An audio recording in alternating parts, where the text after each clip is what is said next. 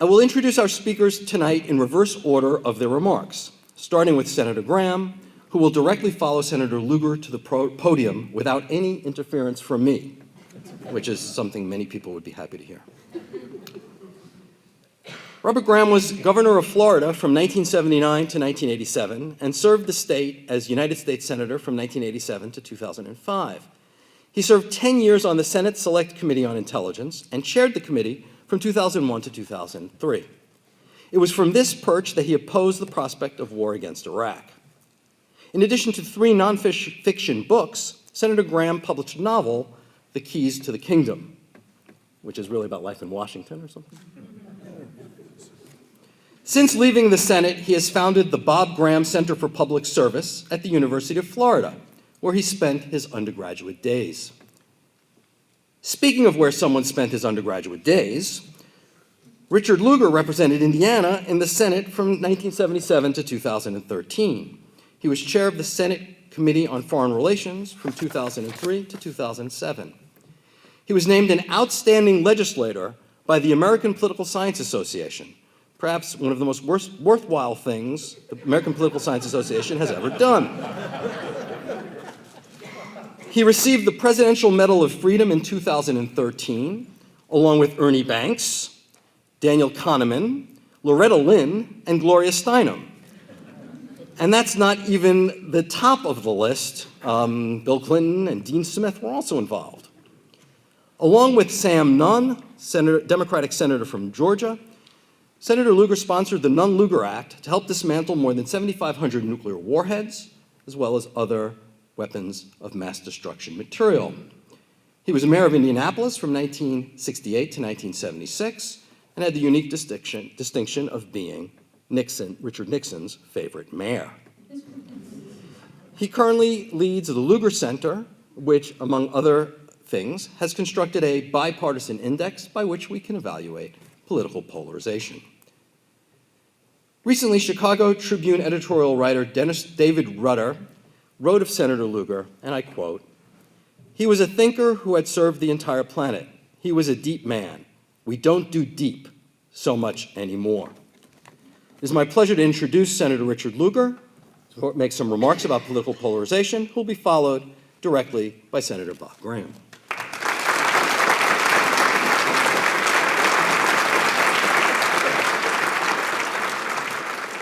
Well, I'm deeply honored to welcome all of you to this first inaugural Lugar Symposium. I'm excited to be a part of the program this evening. It's been constructed under the visionary direction of Dr. Andrew Katz, who leads the Lugar program in politics and public service here at Denison. I'm indebted to President Adam Weinberg for his steady encouragement of my association with Denison, his energetic leadership of the university, and his personal friendship. It's also a very special privilege to be reunited with my colleague, Senator Bob Graham, and members of his family. We served 18 years together in the United States Senate, during which time I developed a deep respect for his thoughtful approach to legislating and devotion to our nation's security and prosperity. I want to begin tonight by sharing something that I did this year that very few public figures have done recently. I admitted to being a member of the Republican establishment. Now, Renee Montaigne of National Public Radio began an interview earlier this year by suggesting that I might fit the description of a member of the Republican establishment, and she asked me if I would agree. We had a nice laugh together, but I confessed that I would be a good suspect. Anything associated with the establishment of the right or the left, of course, is not in favor in the current American political climate. Though few can define exactly what is meant by the establishment, it has become a code word in the presidential election for real and imagined failures in Washington, D.C. This isn't anything especially new. Presidential primary elections almost always feature candidates who bill themselves as outsiders, striving to change the process. This appeal to voters from outside the system is a natural and useful part of our democracy that stretches back at least as far as Andrew Jackson. Yet there are elements of the candidacies of self-described outsiders in this election that are breaking the mold. Most of the notable anti-Washington candidates of the past 4 decades were experienced governors who vowed to bring to the federal government the successful practices and programs that they had honed in their states. Among these were winning candidates such as Jimmy Carter, Ronald Reagan, Bill Clinton, George W. Bush. All communicated detailed programs and legislative visions during their campaigns. In contrast, the most successful outsiders of this cycle, Donald Trump and Ted Cruz, have no experience as a governor or mayor. Ted Cruz occupies a Senate seat, but his tenure has been short, and he's devoted his time to institutional opposition rather than legislating. Moreover, in this election, too often, an anti-establishment posture has been used as an excuse for irresponsible behavior and statements. This draws attention and distinguishes a candidate from the crowd, but ultimately it hurts the reputation of the United States of America and our own political process. Frequently, candidates have excused their instability by saying that they are giving voice to an angry majority. Elections create storylines, and myths, in part because reporters and commentators need points of reference on occasion. Now, this year, one of the dominant storylines has been the rise of the angry voter. Implicit in this storyline is that voter anger is justified and will only be relieved by overturning the system. I have no doubt that some voters are motivated by their anger, and some of this is justified by failures in our political culture. But the results of this anger are not always validating. Anger disconnected from a realistic reform agenda and lacking in respect for pluralistic views is not a political virtue. It is possible for anger to be real and heartfelt, but simultaneously misguided and destructive. We know from numerous lessons of history that popular anger can be manipulated in ways that lead to intolerance, civil unrest, violence, and self-destructive national policies. The current presidential candidates are not the first to stoke this anger. In a terrific piece in the New York Times last weekend, which has been mentioned already, Arthur Brooks of the American Enterprise Institute distinguished between the ideal of a, quote, competition of ideas, end of quote, and the reality of our current political commentary, which, and I quote again, is more contemptuous than angry, overflowing with sneering, mockery, and disgust, end of quote. But even though the candidates have not originated this divide, their behavior has excused the growing disrespect Americans have for fellow citizens with different political views. A study published last year in the American Journal of Political Science by Shanto Inagar and Sean Westwood found that discrimination against opposing partisans frequently exceeds discrimination based on race.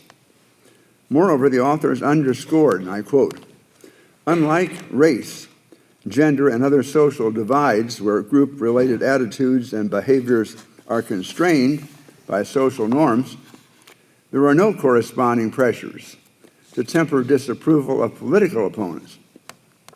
If anything, the rhetoric and actions of political leaders demonstrate that hostility directed at the opposition is acceptable, even appropriate, end of quote. The American political system clearly is failing in some dramatic ways. In my view, the principal cause of this failure is the widening partisan gulf, which many of our presenters tomorrow have attempted to study and to quantify, and I look forward to hearing their papers. And yet the answer of many voters to these deficiencies has been to support candidates who exemplify partisanship confrontation, and political coarseness. We are at risk of attempting to solve our problems by doubling down on their main cause.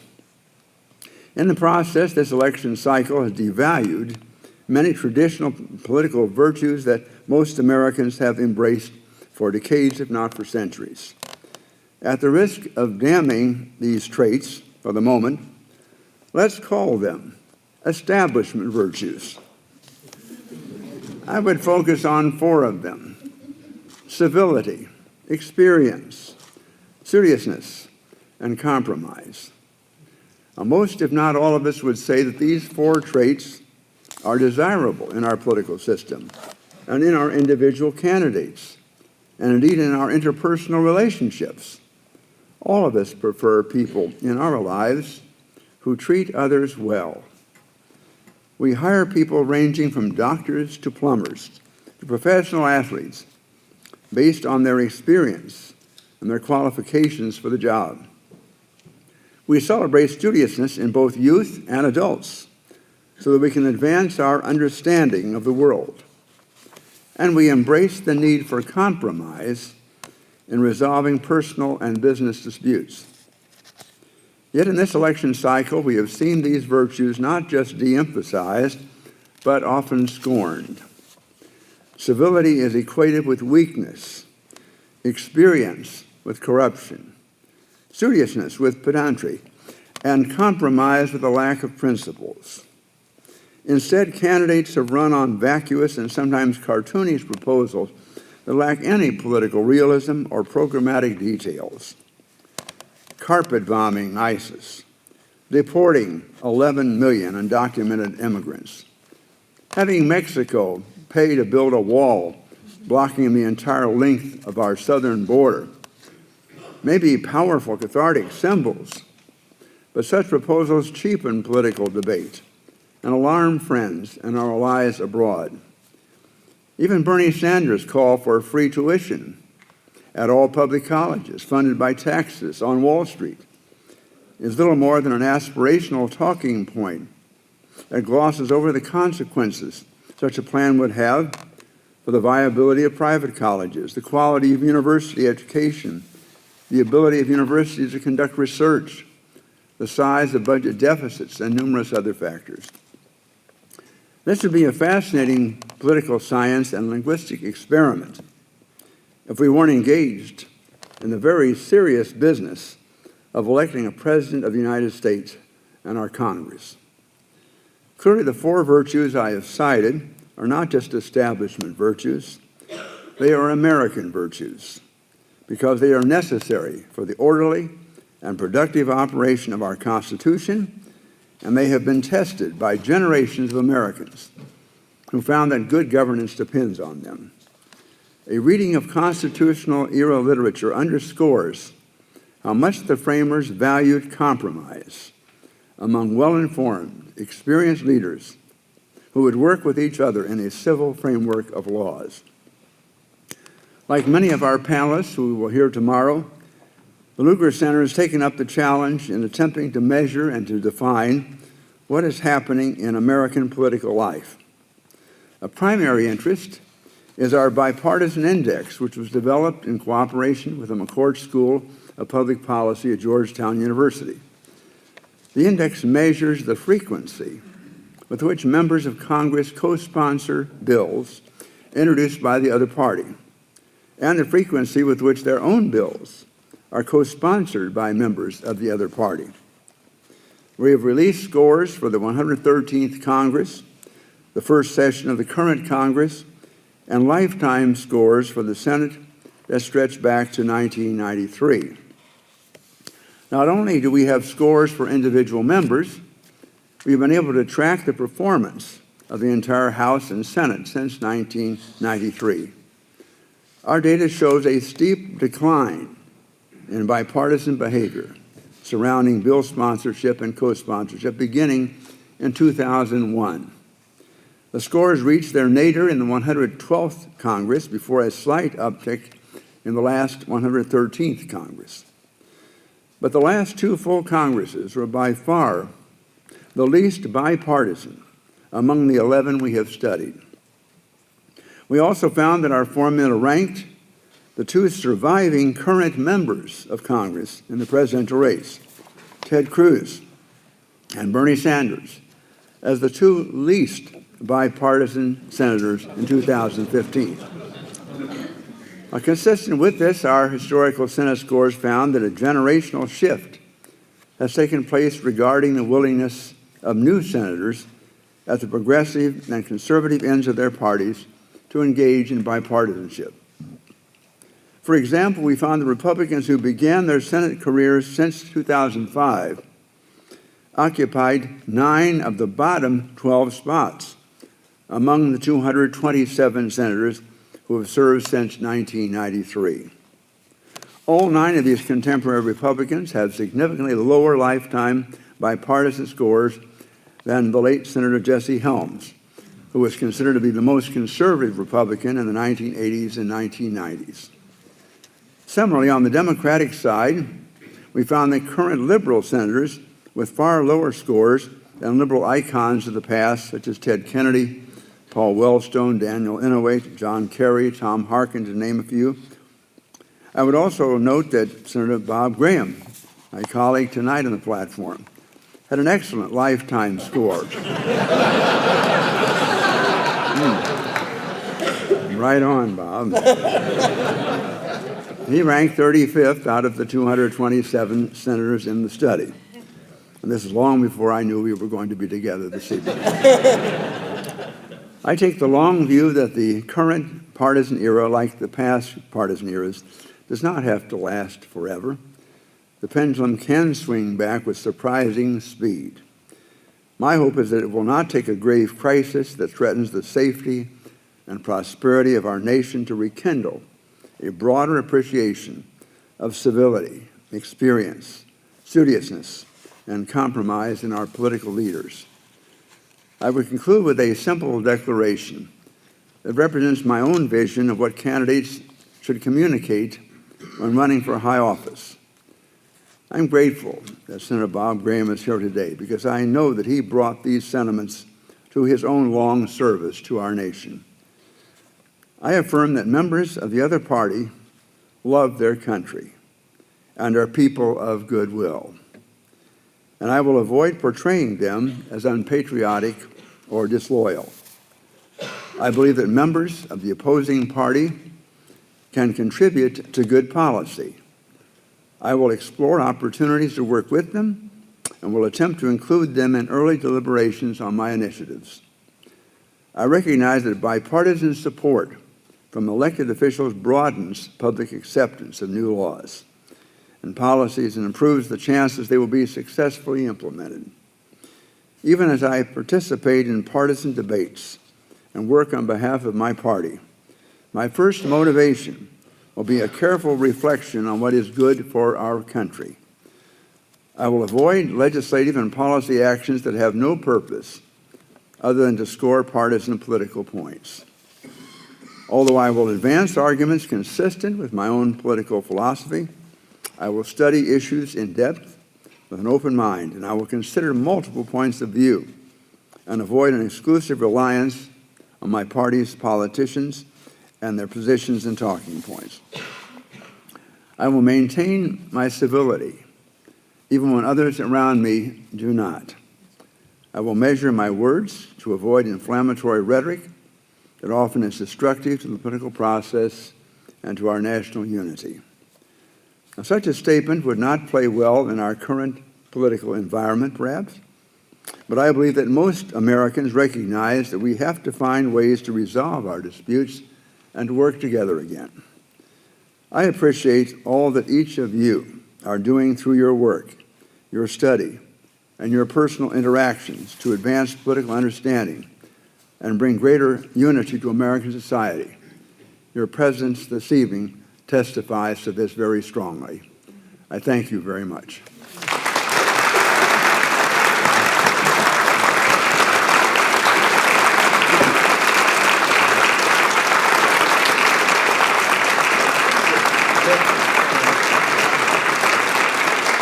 Thank you. I will give you my conclusion at the beginning. I endorse precisely what Senator Lugar has just said in his conclusion, and that shall be mine as well.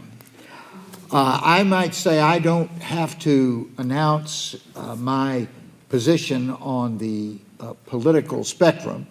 I follow the Will Rogers admonition that I have never belonged to an organized political party. I am a lifetime Democrat. I want to thank President Weinberg and Professor Katz and Senator Lugar for their vision in organizing this symposium and for the contributions that they have all made to the causes of the Lugar Center and the cause of enhanced citizen engagement.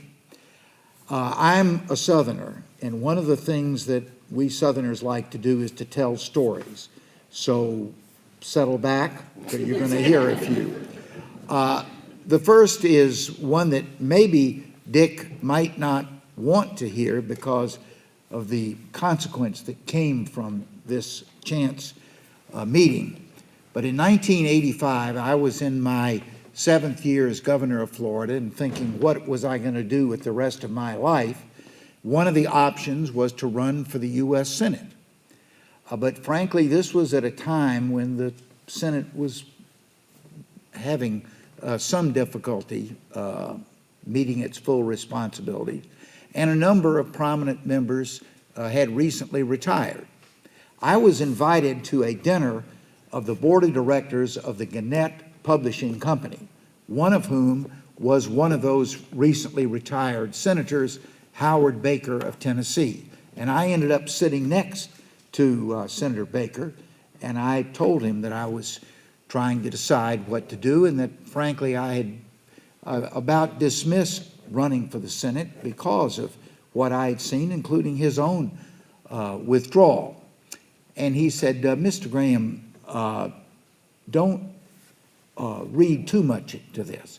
There are some very bright younger people coming into the Senate who are going to recapture its distinctive qualities. One of those is a former mayor of Indianapolis, and his name is Richard Lugar. He's the kind of person that you would like to serve with. Well, Richard, that was such a convincing argument that I did, in fact, run. And he modestly defeated an incumbent Republican and contributed to the Democrats taking control of the Senate in 1987. So I thank you, and I apologize for any inconvenience that may have caused. I'm going to talk about 3 things tonight. One, I'm going to talk about some of the consequences that may not be obvious on the surface of the level of parochialization and that has occurred in our Congress. 2, some effort at diagnosis of the problem and a little bit of prescription of what we might do about it. But before I turn to that, I want to again thank Denison University for what they are making available to us tonight, and particularly for what they have made available to my family. You are in the company of 3 generations of the Graham family. My wonderful wife, Adele, our wonderful daughter, Suzanne, and to show the fact that evolution is in fact true and generations continue to improve, our spectacular granddaughter and junior at Denison University, Ansley Gibson.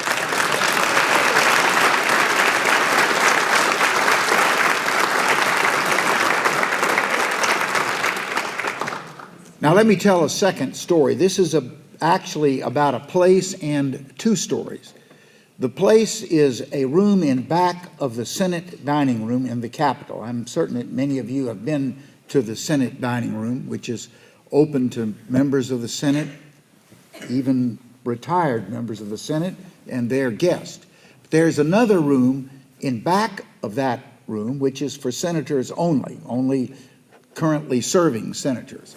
It was a place to go not only to have a good lunch, but you could sit down with your colleagues in a quiet, out of the spotlight environment and talk about what was happening and frequently arrive at some compromises that maybe hadn't occurred before.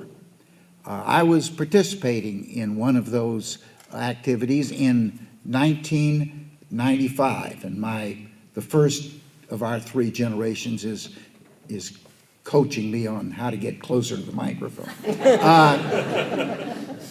1995, and in the midst of a quiet lunch, a senator whose name I have forgotten came into the room huffing and puffing and very excited, and we asked, what is happening?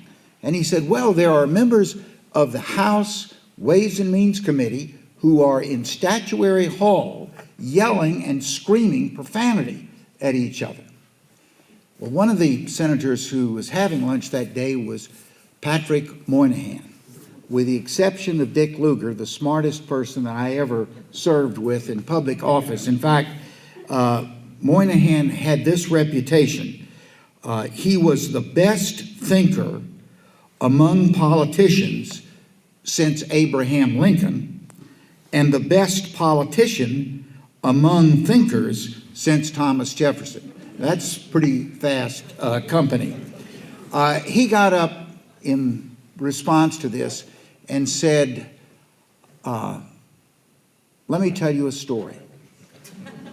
In 1804, Thomas Jefferson was president. The Capitol building was moving forward. One of the architects of the Capitol was a man named Benjamin Henry Latrobe. They met in what is now Statuary Hall. It was the original House of Representatives chamber. And they had a boisterous, assertive debate.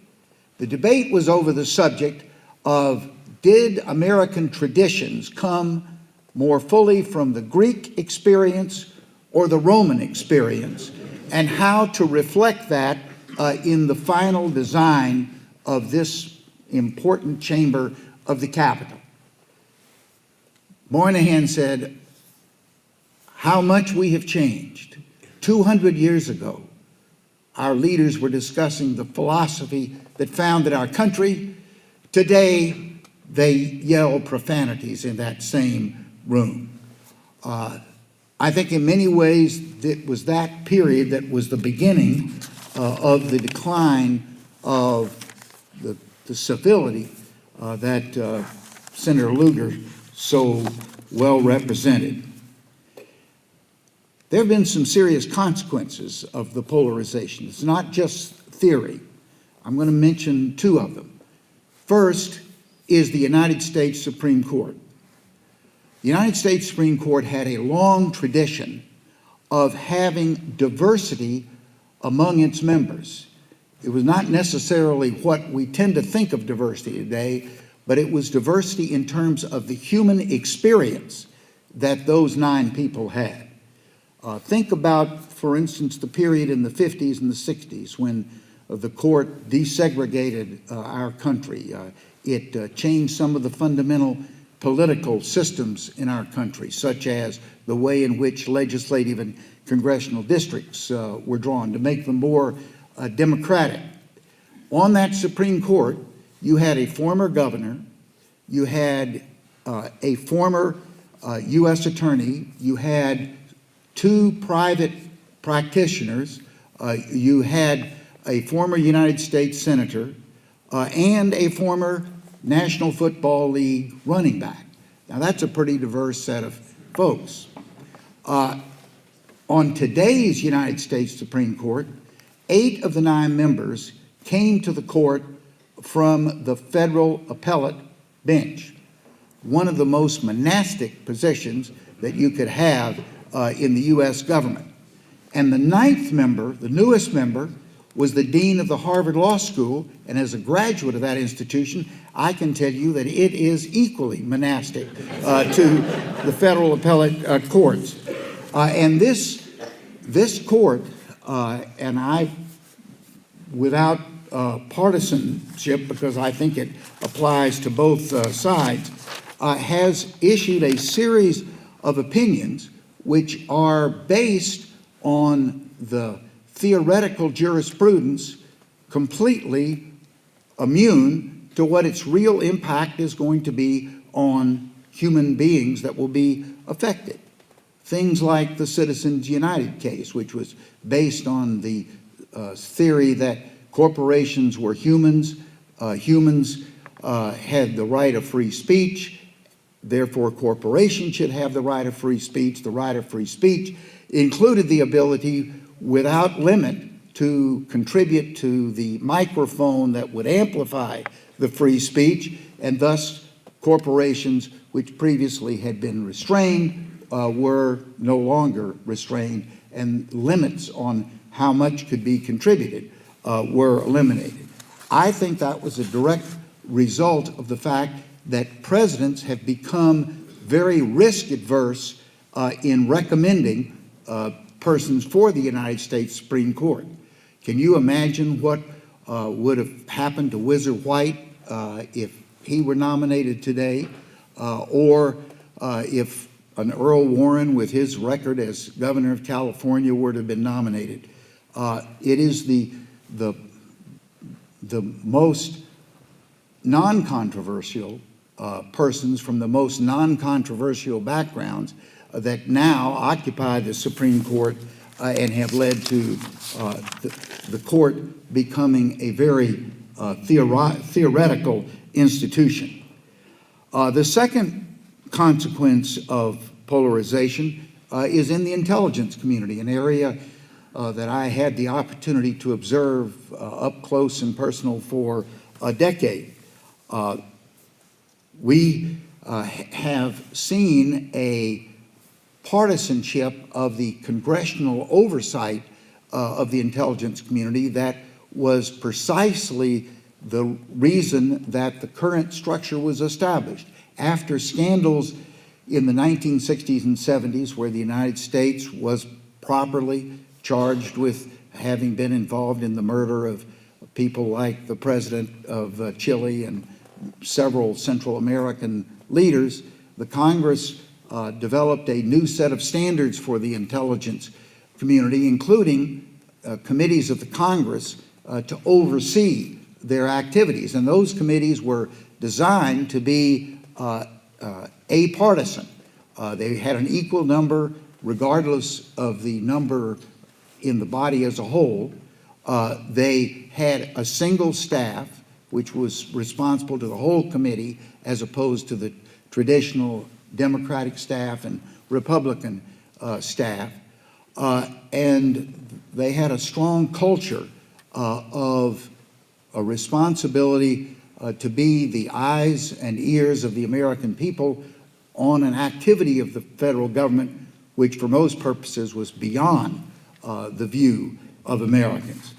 That system, I think, worked very well up until beginning in the late 1990s, when many of those became eroded. And I believe it was a direct result of the polarization of the body, that the idea that there would be a place that would ignore an ethos which had taken over was unacceptable. And so now there are separate staffs. There has been an injection of a considerable degree of partisan philosophy into the oversight of the intelligence agency. And it came at a particularly inauspicious time. During the Cold War, the intelligence communities developed certain ways of operation that were related to the nature of the relationship between the United States and a large empire, the Soviet Union. With the fall of the Soviet Union, suddenly we were not without adversaries, but they were a different type of adversaries. They were people who lived in caves. They were people who were not part of nation states. They were people from parts of the world with which we had had relatively limited previous experience. That was precisely the time that we needed an active congressional oversight to assure that the reforms necessary to relate the intelligence community most effectively to the new targets was in place. And I'm afraid with the exception of a short burst of energy that occurred immediately after 9/11, there was not much of that necessary reform. And when you read why is it that we are surprised that ISIS has suddenly taken some action, or why has a group with an impronounceable name in Africa adopted a particular set of policies. Polarization of the Congress isn't the first thing you might think about as why that's occurred, but it is, I can tell you, a significant basis of it. In terms of why we have had this polarization, and Mr. Katz told us that we had exactly 20 minutes, and I have used 17 minutes of that. I think there are a number of reasons, and I will just quickly mention some of those. A former senator from Florida, Spencer Holland, once said the thing that caused polarization of the Congress was the jet airplane, that before the jet airplane, people had their life pattern was to come to Washington the first week in January, work 5 days a week, not go home on the weekends, but rather socialize with their colleagues and their families, develop real bonds of understanding and friendship. And then at the 4th of July, Congress had finished all of its work, passed all the appropriations bills, and they went home for 6 months. Once the jet airplane was in place, when the Orlando Chamber of Commerce says, Senator, we would like you to come on Friday night to speak to our annual meeting, unless you wanted to offend the 1,000 members of the Orlando Chamber of Commerce, you accepted their offer, which meant that you couldn't be in session on Friday, which meant that you didn't have those opportunities to get to know your colleagues, and fundamentally changed the character of the American Congress, so blame it on Boeing. I think another factor is that politics tends to be a reflection of the society that it serves. And our society has had a number of cycles that it goes through over time. One of those is the cycle of, is it me or is it an us society? The Great Generation was a representative of a we period in American history, from the Great Depression through World War II. I'm afraid that for the past several years, we have been deepening into a me society. And I would present those oratorical flights of the current candidates on both parties for the President of the United States, all of which will no doubt appear in the 100 greatest speeches of the 21st century, as illustrative of that me society. I think parties have a responsibility. Used to be that there were desks at Ellis Island where, as the new arrivals came off the boat, they were encouraged to start the process that would eventually lead to citizenship. It was the attitude of partisan politics was to try to grow their membership. Today, the policy for both parties is to restrain voting, to get out our base and hope everybody else stays home. The media have been a factor because of their the now 24/7 hard right or hard left substance and content. You can tell when you go into a barber shop what kind of place you're in by whether they're watching Fox or MSNBC. But I think, in my opinion, the most significant cause, and the one that we may have the greatest opportunity to actually do something about, is education. And I've got 45 seconds. America stopped teaching about what it means to be a citizen in democracy in the 1970s. We've had 2 generations of Americans who have had virtually no exposure to concepts like compromise and tolerance and the role that they play in our democratic system. I think that it would be, what would the consequences have been in 1970 if we stopped teaching arithmetic? What difference would America be? It would be about as mathematically deficient as we are today civically deficient, because we did in fact stop teaching Americans about democracy. I think a challenge to all of us who are in some ways part of the education community is to restore civics to the Jeffersonian standard, that it was a primary purpose of education to prepare our people to understand their rights and responsibilities and to equip them with the competencies to discharge those rights and responsibilities to their neighbors and their nation. That, to me, is the challenge that education in America faces today, and that is the challenge, when met, will allow us to be worthy of the conclusion of Richard Lugar as to what it means to be a responsible, contributing member of the body politics of America. Thank you.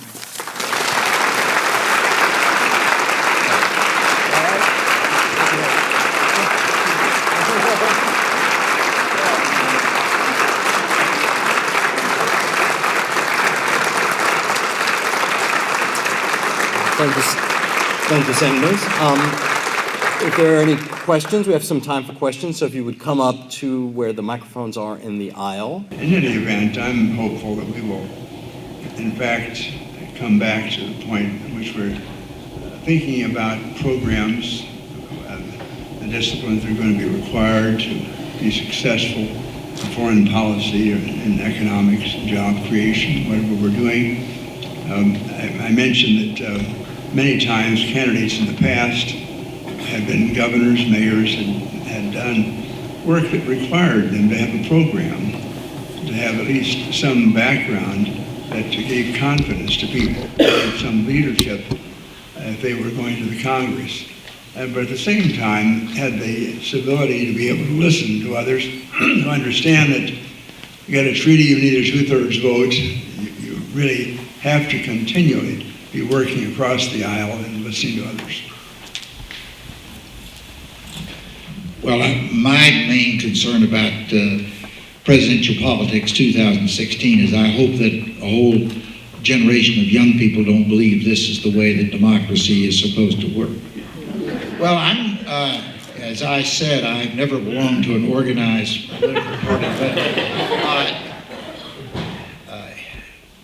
and don't listen to this, Hillary, but I am stunned that John Kasich has not gotten more traction, and I'm not saying that just because we're sitting in Ohio. I don't know him nearly as well probably as Dick does, but what I knew while we were serving together in the Congress was that he was a very skillful, serious person with a creative mind, and I think those are pretty good starting qualities for a president of the United States. So although in a closed primary, I can't vote for John Kasich, to me he's a very attractive candidate. I would second the motion. I had the opportunity to travel with John Kasich on several occasions abroad during Foreign Relations Committee work, and I was impressed with his ability to grasp quickly what was occurring in other nations and its relationship to what we were doing in Congress. So you ask, among those that still survive, one could say that there are a lot of other people in the Republican Party or the Democratic Party who might have run for Congress but the facts of life are that there are these three candidates on the Republican side that remain, and John, I believe, is the best qualified of the three.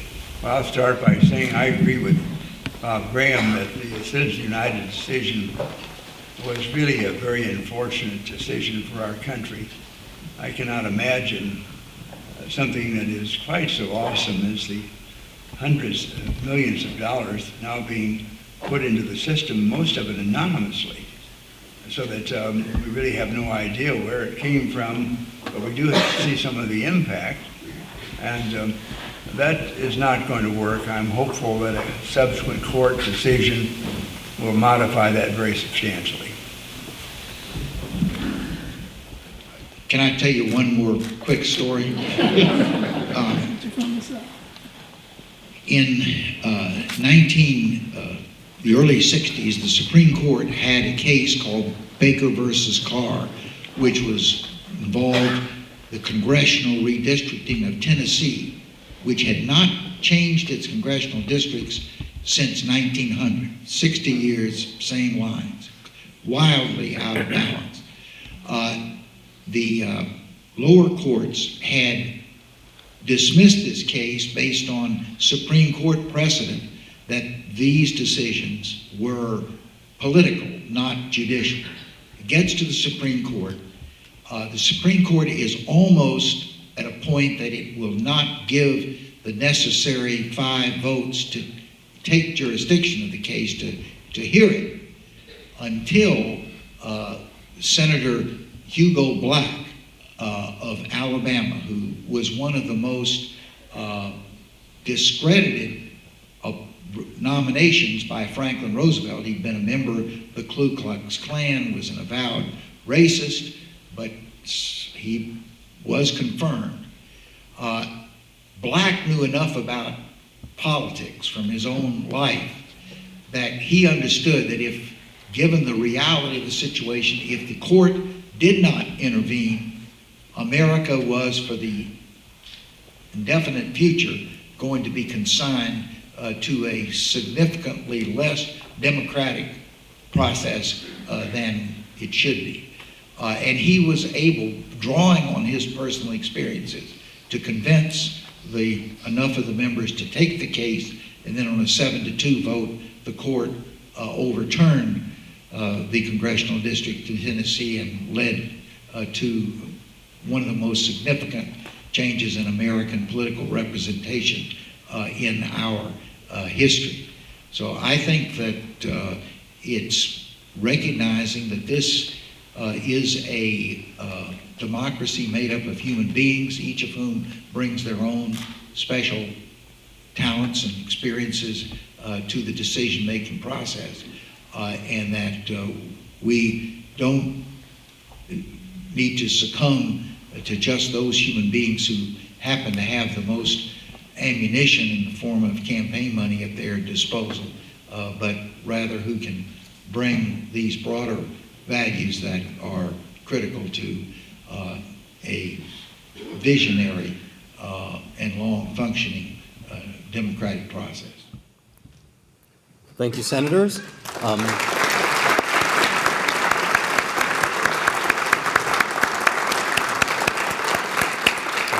Thank you all for coming. The symposium will resume tomorrow morning at 9 a.m. in a different venue, but please check your programs and feel free to join us. Thank you. Good night.